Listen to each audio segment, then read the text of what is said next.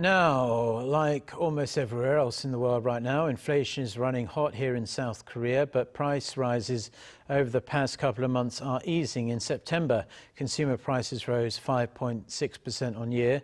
Still quite a lot, but below the 6% mark for the second consecutive month. But is it too early to declare that inflation has peaked in the country? Rae-hyun with the details. South Korea's recent consumer prices appear to be easing. At least that's what data released by Statistics Korea on Wednesday shows. According to the latest report, last month's consumer price index came in at 108.93, which is an increase of 5.6% compared to the same period last year. It's the second consecutive month that an on-year figure has remained below 6%. Statistics Korea says September's index was largely backed by industrial goods, especially petroleum products. Petroleum products increased 16.6% on year, continuing a downward trend from the peak in June. Industrial products overall rose 6.7%, while agriculture and livestock were up 6.2%.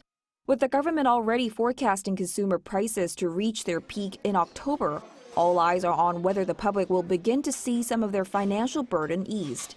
Experts also say consumer prices may see an increase in October following a rise in gas and electricity prices and a high $1 exchange rate.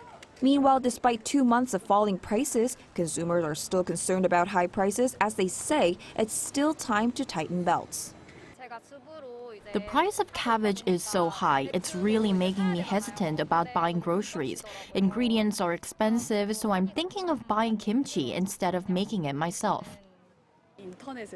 I tend to look for coupons to watch movies or go see exhibitions.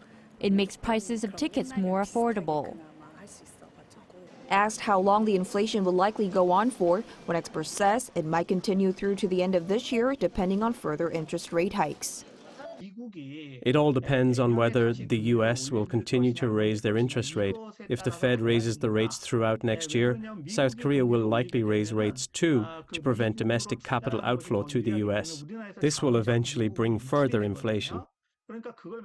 He added that the government's expectations, which indicate prices to steadily ease from October, should rather be seen as an optimistic view instead of an absolute prediction. Rae-hyun, Arirang News.